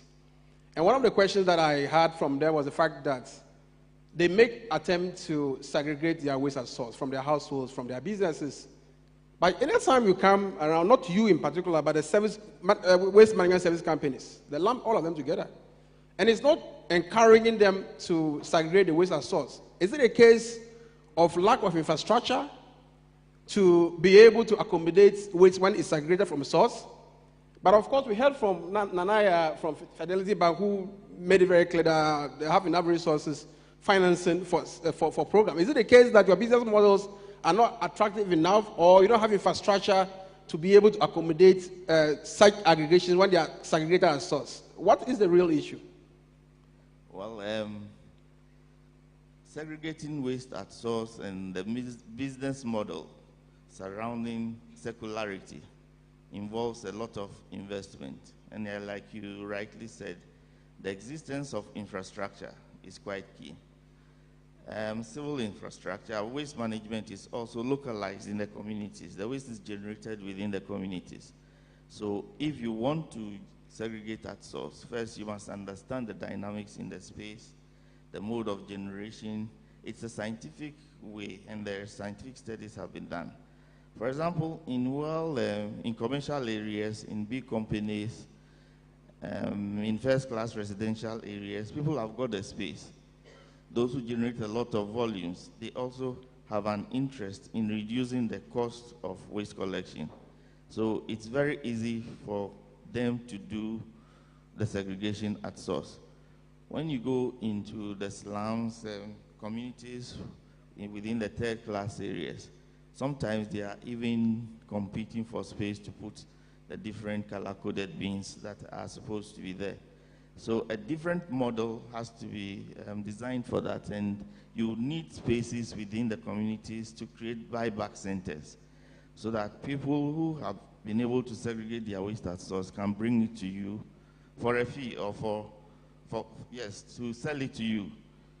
That way, you'll be able to aggregate and then feed it into the industrial symbiosis that is necessary to share the cost of developing waste valorization systems. Another challenge, I think you mentioned the cost involved. What we do, the fees that we charge on the basis of the franchising system, those fees, most of them are not cost recovery. They are imposed by the municipalities. And in fixing those fees, the main consideration is ability to pay.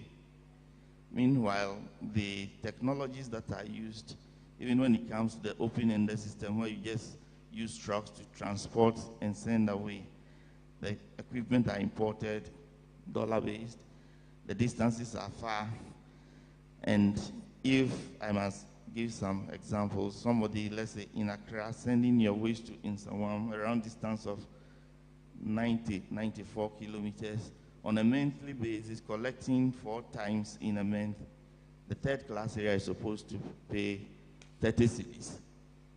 30 cedis cannot even buy 1 gallon of diesel. The commercial areas, they are supposed to pay 171 cedis. But that's 171 cedis. It's also not able to cross-subsidize for you to break even. In the mean, if everybody is to pay cost recovery fees, currently we should be talking about every household paying about 170 or 190 cedis. And you can imagine what impact it would have on the low-income areas. This is where the funding model that has to come in must be innovative. We must look at the public good aspects, and then we should also look at gaps within delivering quality services across board for everybody. With the policy and then state agencies, together with the private sector, must be able to sit together and calculate the unit cost, let's say, of transporting 1 ton of waste to the final disposal site, or transforming 1 ton of waste into another product, doing the costing properly so that we can identify the gaps and then depend or sell these ideas to the financial institutions, because they wanted to know what social impact it's going to have. These impacts are not tangible, and you cannot put pen and paper to it. But there are sciences now leveraging on the academic researchers to calculate this, and then it must be agreed across board. The space must also be opened up for competition so that we can tailor-make solutions to fit the different demographic needs of all the various communities that make up Ghana. Right. Thank you very much for your response. Flora, I mean, your colleague from the private sector, the other side of the private sector, mentioned of the old age principle of polluter pays principle. I mean, and as the minister rightly mentioned, that as a country, we are not intending to completely close the tap for plastic production. Do you think that as part of the polluter pays principle, or probably also holding the large-scale consumers of plastics or generation of plastics, do you think the extended producer responsibility principle can potentially be a viable policy tool to be able to address that?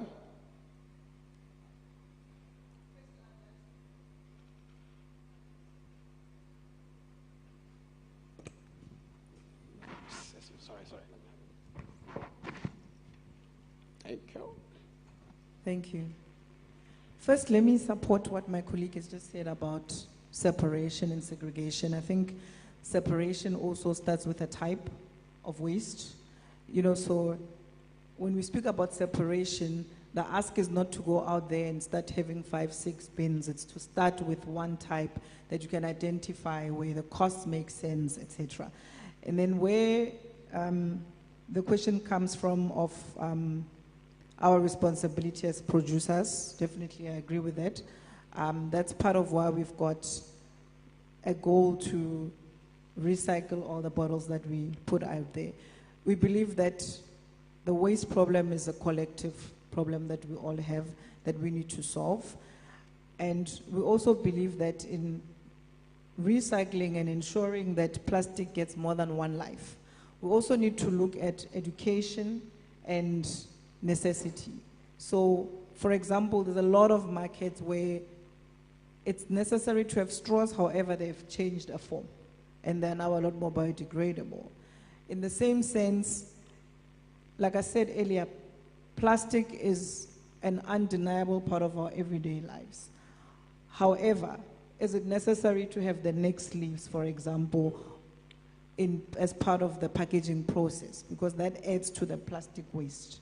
You know, once you've sealed the bottle, where does the education go to in ensuring that as a producer, I've ensured that one, I protect the relationship I have with the water body, which is our oceans, and two, I'm ensuring that in my recycling process down the line, I'm not putting out products into the market that are not going to be able to be recycled, one, and that are not necessary to be put out there.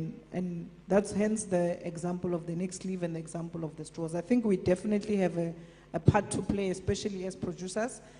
And lastly, for me, it's we have to continuously look at more sustainable packaging and ensuring that whatever we use for packaging by 2030 is also 100% recyclable. In a lot of the markets that the Coca-Cola company is operating in, we've already started our campaign on Let's Be Clear, which is really about removing the color from the bottle of Sprite. And that campaign is coming to Ghana soon. So we want to ensure that it's recyclable. It's a lot easier to recycle a bottle that's looks like the bottles we have in front of us versus a bottle that's dark green, for example. So we are taking that responsibility upon ourselves as producers to ensure that we take our responsibility seriously in whatever we put out into the market, and we ensure that we continuously look at sustainable methods of packaging. Thank you very much. I would want to go back to the regulator again. Regulation is very key, and enforcement of regulations are quite also very key in the fight against the plastic menace. Last year, February, there were discussions around by the UN Environment Assembly to agree on a global treaty on plastics. And I mean, discussions are currently ongoing as we even speak today on how to have the draft or mechanism that can be put in place to have the draft ready by 2024. And one of the key elements of the draft documents that many nations or the Consultative Assembly discussion is the whole issue of putting a cap on plastics, and probably on certain specific chemicals as well. So I want to hear from you from the regulator perspective. What do you make of it, and how ready are we to be able to contribute to that global discussions as well? Okay. Thank you. Thank you very much. On that, I think I touched on it earlier. Countries are looking at different ways on ensuring that this plastic ban does come on. However, what we've realized as different countries, because different countries have different realities, and so what we've realized is that it's important that we have a policy that guides this. We have a date by which we feel we would have worked the process up to the point where we think people have understood what we mean when we say we've banned plastics. Because if you just go out and you go today and you say, okay, we've banned plastics, as a regulator, it would be wonderful for us. However, is that sustainable? We've got to look at all the pillars of sustainability. What is going to happen to those industries that, manufacture plastics? How can we rather assist them to use more sustainable materials rather than the plastics that they are using? How do we educate them to understand that they may have to phase out what they're doing now and go into new areas? This takes time. And we can't just, because we are regulated, they say, okay, that we're banning plastics. But what we think is we need to give time. Education is key. If people stop being so dependent, because what we've realized is when we were young, our mothers would go to the market with baskets woven from cane. Now, we, the modern women, we call ourselves, we don't go, we always use plastic bags. Mm. But you realize that now people are using a lot of tote bags, which are made from material, the jute bags. Mm. People are using those tote bags to go to the market more and more. And you realize that even in the market, they have these biodegradable bags that people are now using. So as a regulator, we believe it's more of education. It's so important that people understand why it is so important that these plastics at the end, we use them for either something sustainable, like things that people can reuse them, because I know some people are making containers out of the waste of plastics. I know Zoon Lion is also molding dustbins out of recycled plastics. Mm. Okay, they don't last as long as the new ones, but hey, they're good.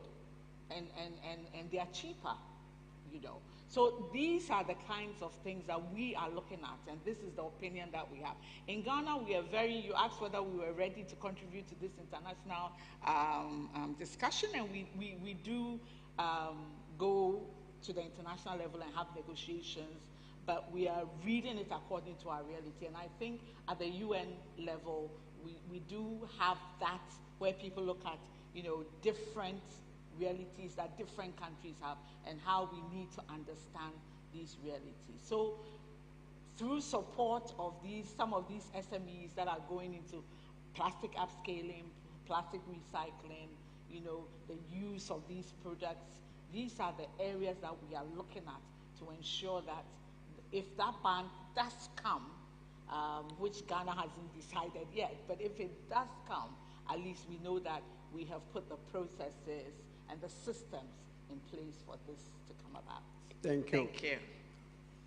Honorable Minister, the President was very clear in his speech, and he identified 5 broad areas or key agenda items that he thinks should be the way to go.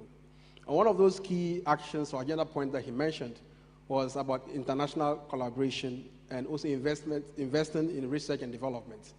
I would want to hear from you, what type of request or partnership will you want to have with development partners in Ghana?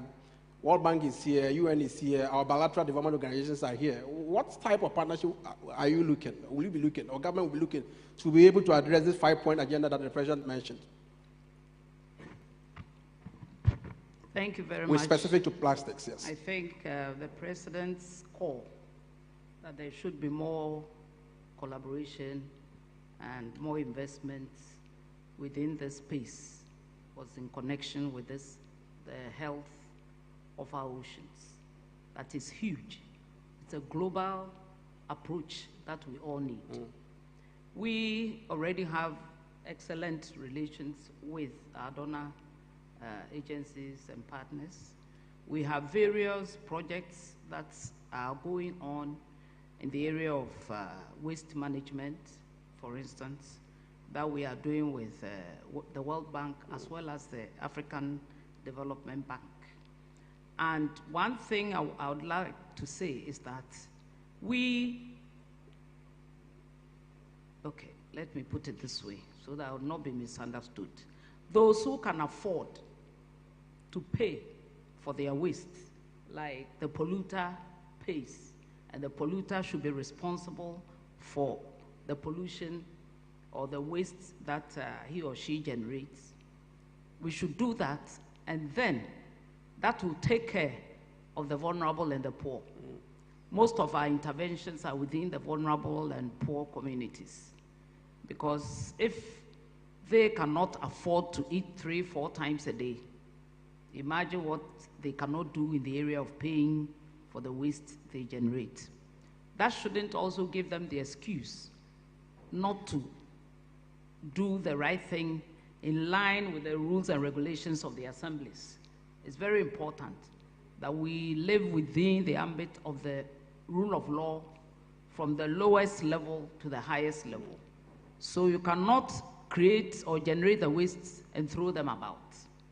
That is why the ministry introduced a 5-year project of releasing or making sure we put 25,000 bins across the length and breadth of our main, the big cities and towns. Then we know we generate waste more than in the rural areas. I dare say that in the rural areas, for instance, their waste could be 90% organic. They don't produce any hazardous waste. They don't produce much of medical waste. All these are taken care of. And for the oceans, I want us to still go back to the health of the oceans. Like this example of phosphate. We know that in the mining, big mining companies, they recycle their water, their wastewater, to reuse and reuse and reuse. We want to make it simple for all of us. Let us take care of the waste we generate. The rich should consider paying for the poor, meaning if they pay more, then that will cover the poor as well. As for the huge investments that we all seek to make available or to find available to assist, for instance, the private sector, to also go into proper recycling and recovery of material from the waste. We should go on with the conversation.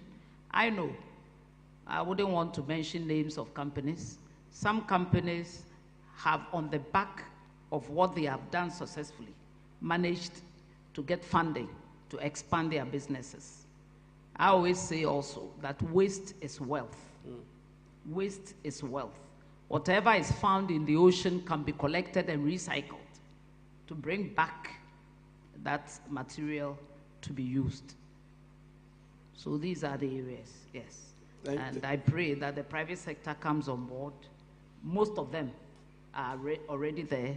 More should come to generate the jobs that we need for our youth. Thank you. Thank you very much, Honorable Minister. This is supposed to be a very interactive session, and I would probably want to use this opportunity, before I get back to my panelists who give me their closing remarks, I would like to hear from between 3 to 4 people who would like to ask any question.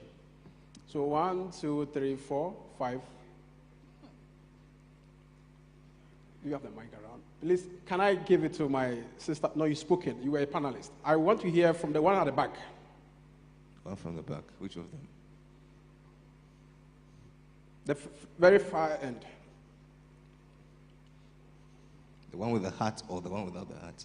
The one without the hat. And second to the one with the hats, and then I'll come back to you, my sister. Okay.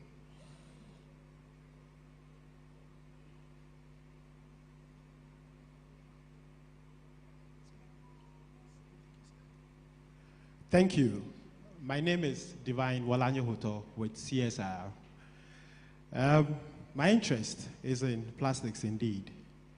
If it is too much a bite for us to, at the national level, holistically achieve a successful plastic framework or policy or law, would it be appropriate for us to rely on the hanging fruits by going into these communities in coastal areas where plastics are found there at the endpoint source to find a way we can capitalize on the authorities of local authorities and assemblies to promote some level of plastic adherence?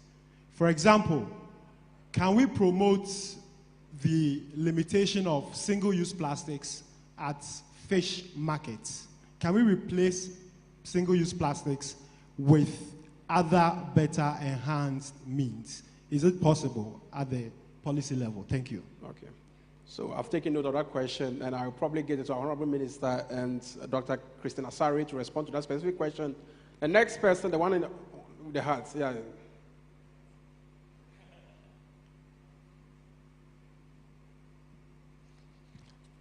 Hi, thank you very much. My name is Richmond. I'm with the NGO Plastic Punch, and thank you to the panelists and for having this discussion.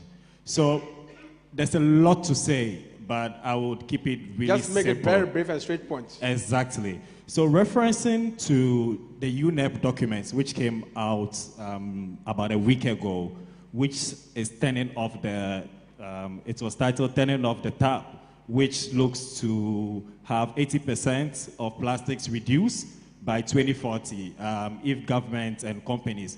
I mean, over here on the panel, and this report says we have to make certain shifts. Now, amongst the shifts which were mentioned included reuse, recycle, reorienting, and diversifying. We've been speaking a lot about recycling on the panel. We know very much, not even in the Ghanaian situation, globally, the challenges with recycling. I also want to draw the attention, whilst we try to look for solutions for recycling, on Africa's position during the just ended BRS COP, especially on ridiculous chemical recycling and all these technologies that the West is introducing to us somehow to encourage their waste colonialism.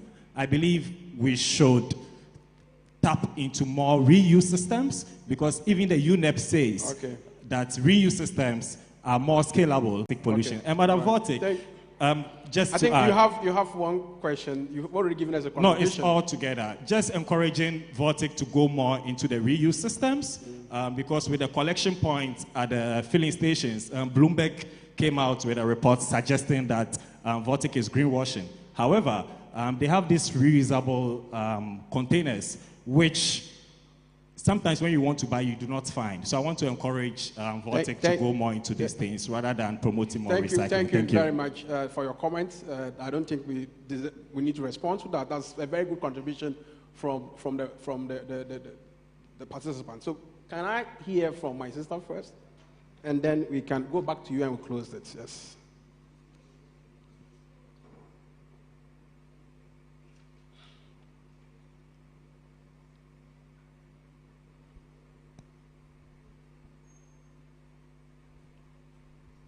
Okay, so mine is just a quick suggestion. Indeed, there's a saying that what you don't see doesn't kill you, but COVID-19 came to teach us a lesson that things that we don't see with our eyes are the things that can really, kill us. In this discussion, we haven't spoken so much about microplastics, but we also know that to be able to manage plastics or change our behaviors towards the way we use plastics, sometimes we need to provide people with compelling evidence. If I go to Brong-Ahafo region and I talk to people about changing their behaviors about plastics because we are having a lot of plastics on the beaches, they will probably not care so much. But if I go to them with fish and I open the stomach of the fish and they see microplastics, then they know that, okay, so I'm also eating the plastics, so I need to do something about it. So yes, we cannot manage the microplastics. They are very, complex. At this stage, as a country, we need to be thinking about how we can manage the big plastics. But the microplastic evidence is an opportunity for us to change behaviors at even the preschool level. If we tell them that, look, you have microplastic in your water, in your juice, the research is pointing to that, then they will start rethinking. Thank you very much. Thank you very much, Adam. And I think it's quite a very important point that you have made.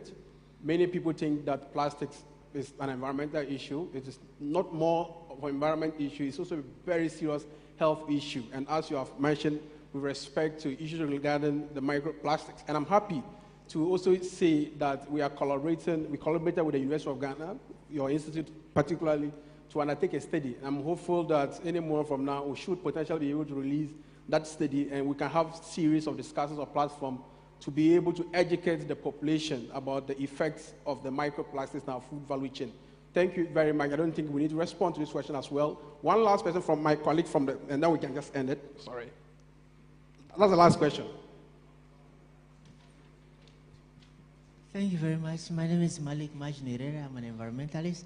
And Honorable Minister, I'm so grateful for your intervention with respect to you going to pilot the putting infrastructure so that recycling can be done at the assembly level. However, I would like to suggest that within your corridors, there are individuals who have already started doing the recycling in your backyards, actually in the assembly level. So if you collect data of those that are doing it, it will help you so that you can correlate activities that are being done to help you do the things better. I'm saying this because there is one thing. In 2012, the Ministry of Local Government did a project and said that waste is a resource. Oh, yeah.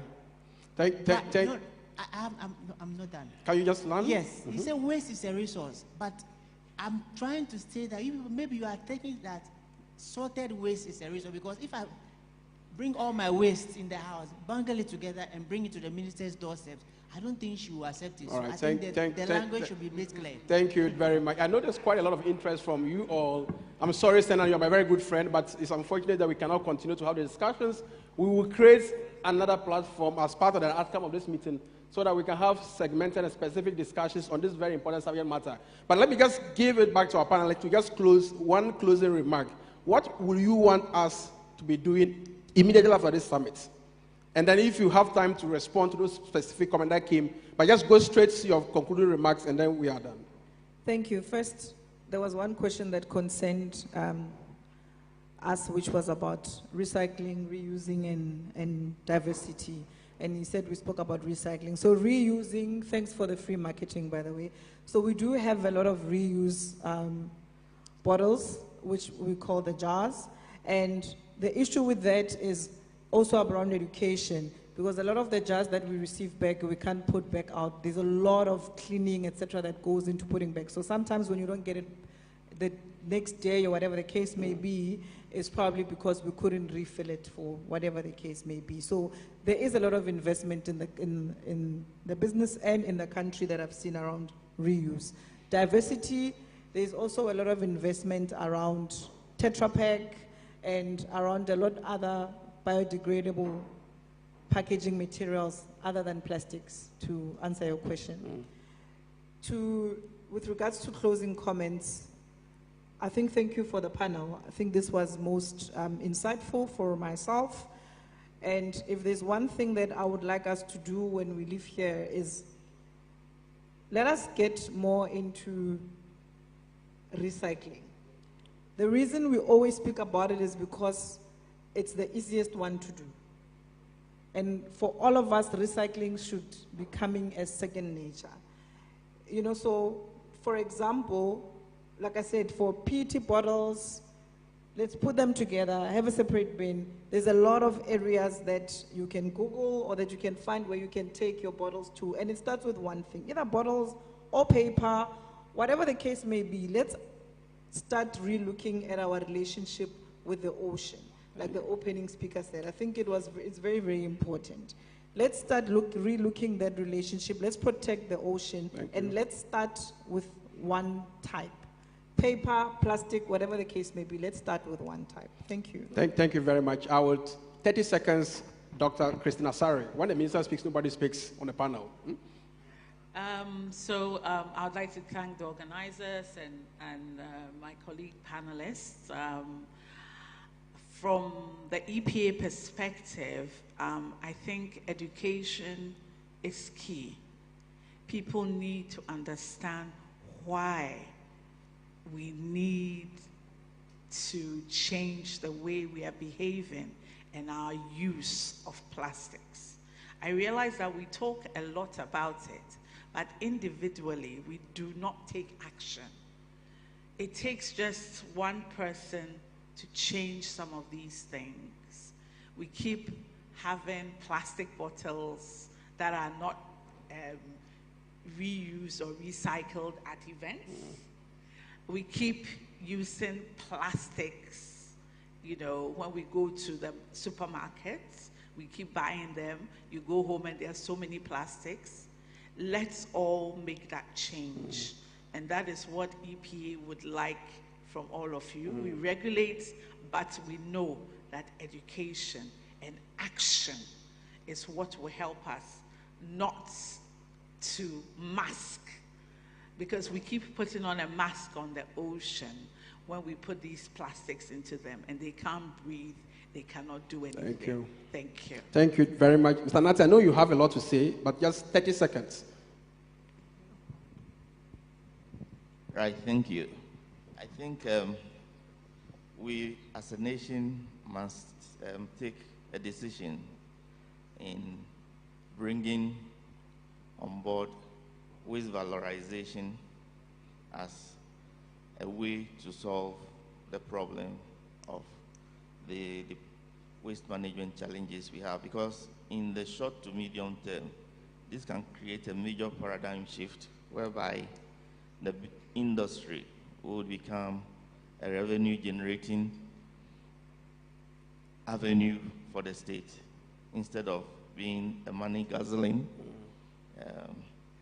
dissipating financial resources to the state. And innovation, the small companies that are bringing on board innovation must be brought on board. Policy must start focusing on adding value to waste and not doing it business as usual as it is now. Thank you. Thank you very much, my very distinguished panelists. Let's circulate, promote circular economy. Let's innovate. Let's promote strong policies and implementation regulations in the space of the plastics. I would now want you all to join me to thank our panelists for such a very fantastic work they have done as part of the closing remarks that we have. Thank you very much, Madam Minister, for all your time. I know it's quite a lot of work that you have left to be here. I'll just give you one closing remark, and then that will be the end of it. I nearly forgot to give you the last closing remarks. Thank you. Thank you very much. And my friend in the beautiful hat, whatever you have as waste can be brought to my doorstep. I'll take. I'll take in the sense that I'll employ people to segregate. I'll provide jobs and make sure at times people retrieve a lot of good things from the waste. So I'll take it. And CSIR, I think whatever ideas you have that you put out, they are all possible to implement. So as we operationalize the plastic policy, I will entreat all of us to bring the ideas on board. That is why we have met today to talk about the health of the ocean. We are also talking to make sure that waste is treated with respect. People, normally they say waste is filth. No, waste is wealth. It is what happens to the waste, how we handle the waste, that makes it filthy or dirty. So let us respect the oceans, let us respect the environment, and I think we can make it as a nation. Thank you very much, Madam Minister. Thank you. Please join me to thank them. Thank you very much. Ladies and gentlemen, a round of applause for the amazing panel and the dynamic moderator, Mr. Stephen Kasuk. How about a round of applause? How about, sorry, a group photograph?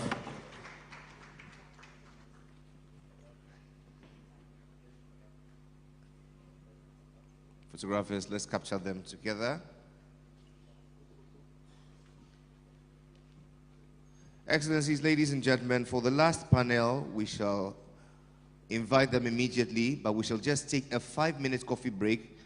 You can just go fetch a cup of coffee and come back right in 5 minutes. Let's proceed with the panel.